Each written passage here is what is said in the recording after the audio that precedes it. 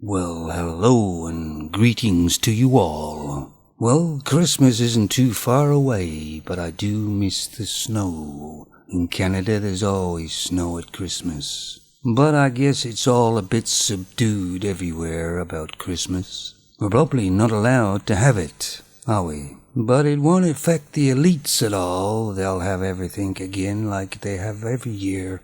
But anyway, enough of that depressing stuff. Let's move on to something a bit, I think a bit humorous. But it's true. It's a news story I saw. Well, it's hardly news, but that's the way things are now.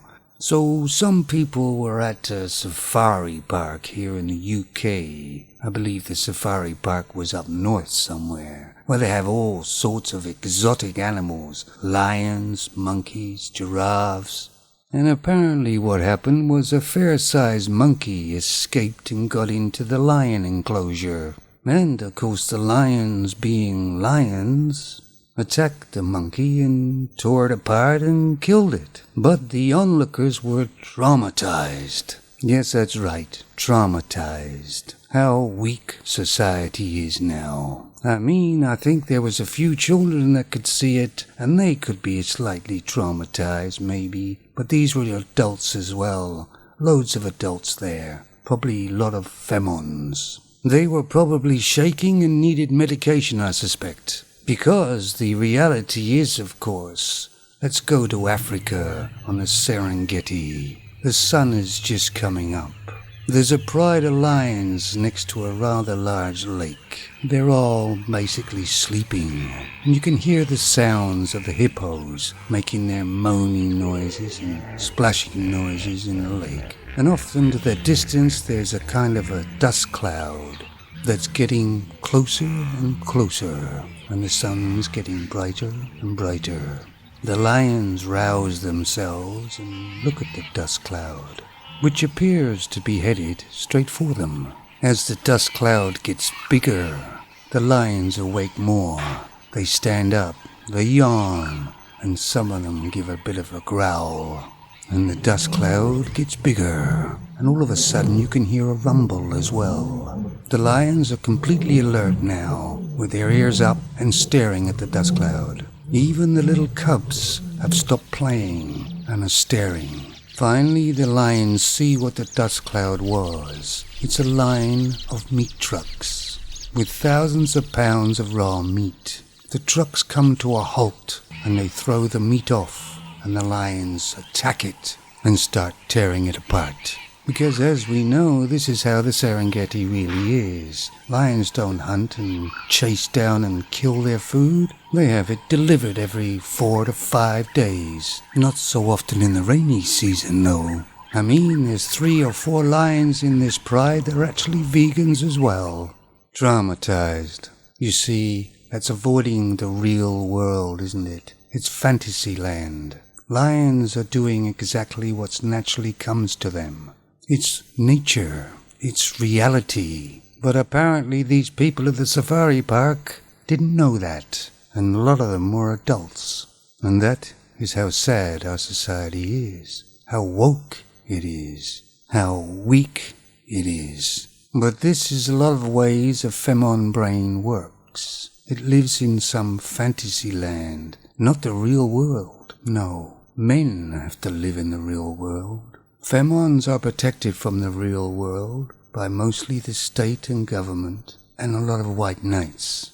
Now here's a little scenario that is fairly simple, but I think it shows clearly how a female brain works.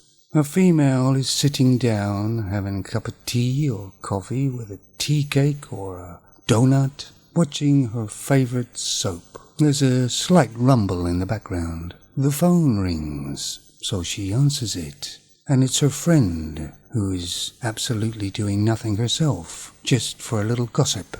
And of course her friend asks her what she's doing, and she says, "I'm doing a wash." And in her brain this femon is doing a wash probably. She's probably down by the river, slapping the clothes on the rocks, or maybe in the kitchen in the cast iron sink, with a board scraping them up and down.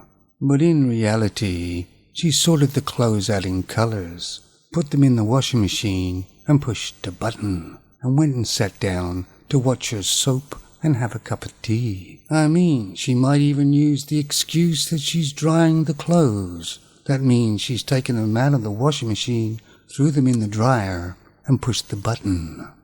I mean, it's just a simple little example, but it actually tells you how a female brain works, how far removed they are from reality. And a lot of guys can relate to this too. The female all of a sudden says, I think I want to redecorate this bedroom.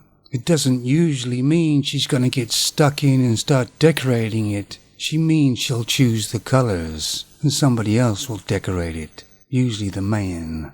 Yes, there are some females that actually will do it, but not very many.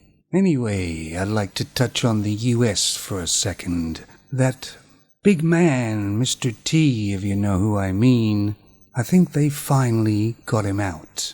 They've been trying for 4 or more years, right?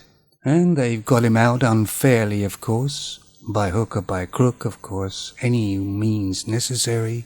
And it kind of reminds me of a person called Freddie Laker. Now, most of you people out there won't know who he is. But he was a man many, many years ago who started a no-frills airline, meaning you couldn't book a seat. You had to turn up at the airport, and if they had a space, fine. If they didn't, you had to wait until the next flight, which could be the next day. But you could buy a one-way ticket to the States or anywhere, and it was really, really cheap. But no sandwiches and no food. In fact, I flew with him twice. Very good, very cheap. But that didn't bode too well with the other airlines. Giving the customers a good deal, it's never been heard of. You're supposed to take as much money off them as possible, even down to the weight of their suitcase, maybe the weight of them, everything. It's got to cost them a lot of money. So they did some dirties on Freddie Laker and finally got him out. The reason why everything is all so higgledy-piggledy and messed up, and why companies are actually advertising to get rid of their customers, and why films and everything are made for about 3 people in the world, and they lose money, and why everything else is so messed up, is because the feminine brain does not work in reality. It works in fantasy land. And of course the problem is that planet Earth works in reality. Now after a talk like that, I feel quite upset, quite traumatized. I think I'm going to go and find a safe space and maybe watch Fantasy Island. Take it easy, people.